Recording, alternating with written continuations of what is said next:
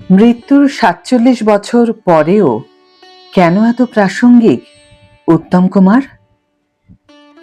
৪৭ বছর পেরিয়ে গিয়েছে, কিন্তু আজও উত্তম কুমারের সেই ম্যাজিক বর্তমান।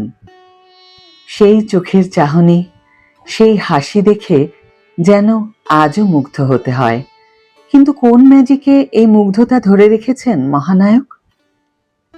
কি মনে হয় মহানায়কের বড় নাতবউ দেবলীনা কুমারের?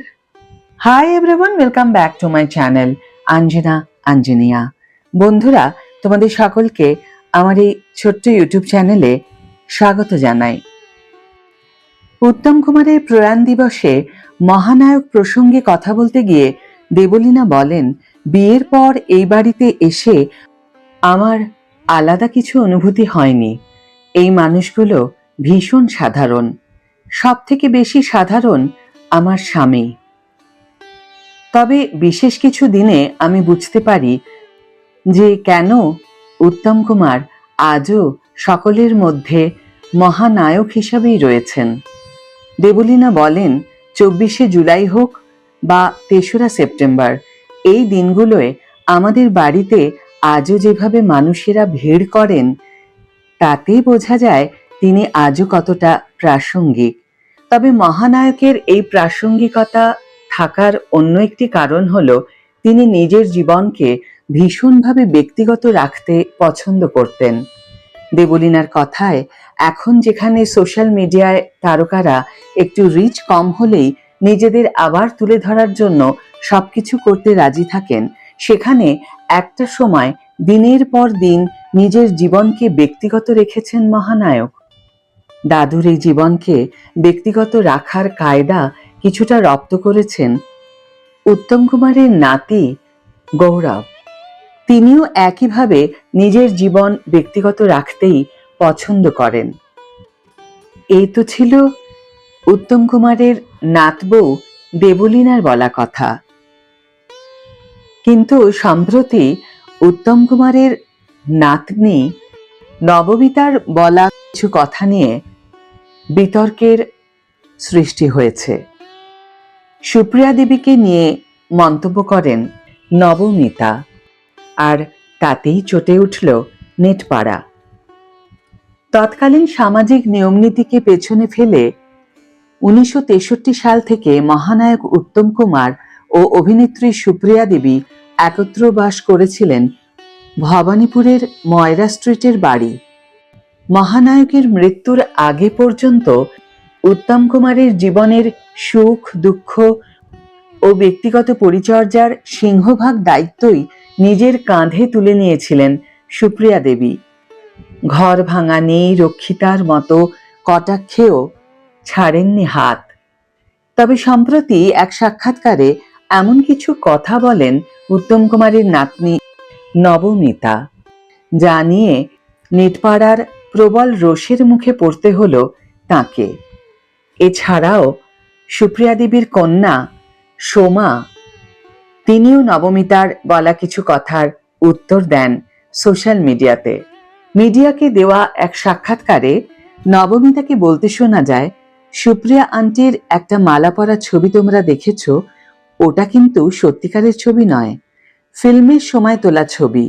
ওটা উনি দাদু মারা যাওয়ার পর দাবি করেছিলেন ওকে বিয়ে করেছিল দাদু, কিন্তু প্রথম বউ থাকার পর তো বিয়ে করা যায় না হিন্দু শাস্ত্র মতে।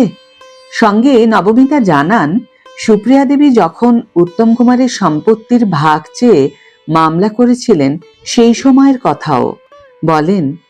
ওর দাবি ছিল আমি লিগ্যাল ওয়াইফ, আর আমার সঙ্গে যেহেতু লিভ ইন করেছে আমি উত্তমের সম্পত্তির ভাগীদার।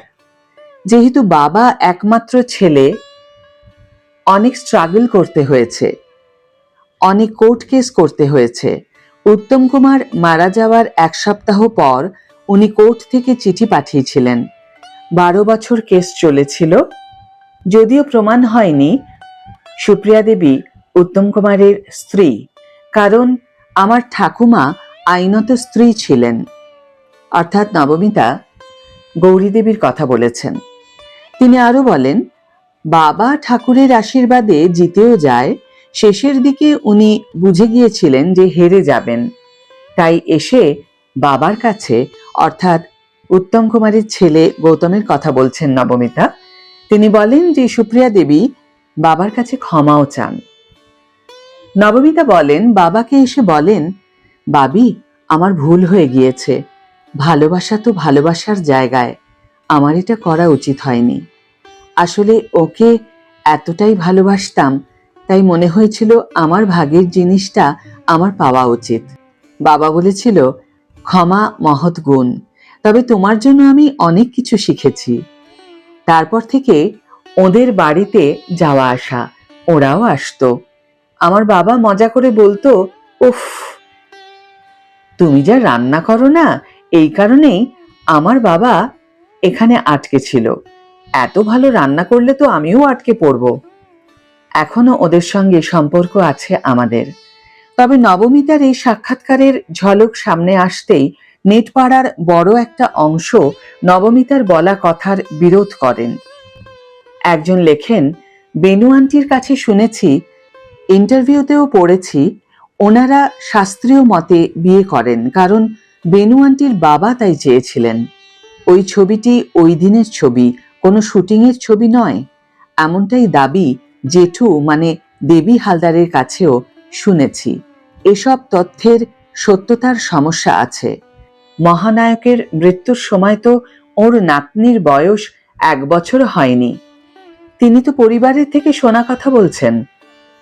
আর তাছাড়া ওর বাবা গৌতমেরও তো 2টো বিয়ে, তাহলে সেই প্রসঙ্গেও কিছু বলুন। আরেকজন নবমিতার উদ্দেশ্যে বলেন, আমার একটা প্রশ্ন আছে। নবমিতা বললেন যে হিন্দু শাস্ত্র মতে একজন লিগ্যাল ওয়াইফ থাকতে আর একজনকে বিয়ে করা যায় না, কিন্তু ওনার বাবা গৌতমও তো 2টো বিয়ে করেছিলেন, সেটা কি নবমিতা মনে রেখেছেন? গৌতম চট্টোপাধ্যায় নিজেও 2বার বিয়ে করলেন, তাও একজনকে ডিভোর্স না করে। তাহলে বাবা বলেই কি এই দোষটা চোখে পড়েনি নবমিতার? প্রসঙ্গত, প্রথম স্ত্রী সুমনা দেবীর সাথে গৌতমের বিয়েটি উত্তম কুমার নিজে দাঁড়িয়ে থেকে দিয়েছিলেন। তাদের সন্তান হলেন জনপ্রিয় অভিনেতা গৌরব চট্টোপাধ্যায়। একাধিক মিডিয়া রিপোর্ট অনুসারে পরবর্তীতে গৌতম গান্ধর্ব মতে মহুয়া চট্টোপাধ্যায়কে দ্বিতীয় বিবাহ করেন। এখানেই শেষ নয়, সুমনা দেবী এবং মহুয়া দেবী কোনো বিবাদ ছাড়াই একই বাড়িতে বসবাস করে আসছেন দীর্ঘ সময় ধরে। বন্ধুরা, এই ছিল উত্তম কুমার এবং সুপ্রিয়া দেবী প্রসঙ্গে যে বিতর্ক সৃষ্টি হয়েছে মহানায়কের প্রয়াণের 47 বছর পরেও, তারই একটি ঝলক। প্রসঙ্গত, নবমিতার বলা কথার উত্তর দিয়েছিলেন সুপ্রিয়া দেবীর কন্যা সোমা দেবী। তিনি বলেন যে তিনি সঙ্গে থেকে দেখেছেন তার মা কিভাবে তার বাবির জন্য, অর্থাৎ উত্তম কুমারের জন্য নিজের ক্যারিয়ারও স্যাক্রিফাইস করেছেন। তার মায়ের হাতে রান্না তার বাবি খেতে ভালোবাসতেন বলে সুপ্রিয়া দেবী নিজে রান্নাঘরে ঢুকে দিনের পর দিন উত্তম কুমারের জন্য তার পছন্দের রেসিপি তৈরি করেছেন এবং তাকে সামনে বসে খাইয়েছেন, তার যত্ন করেছেন, তার সেবা করেছেন।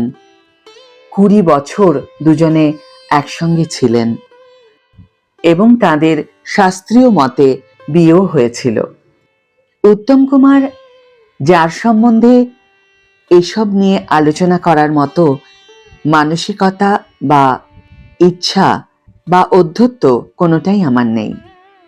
আমি শুধু বিতর্কের বিষয়বস্তু তোমাদের কাছে তুলে ধরলাম বন্ধুরা।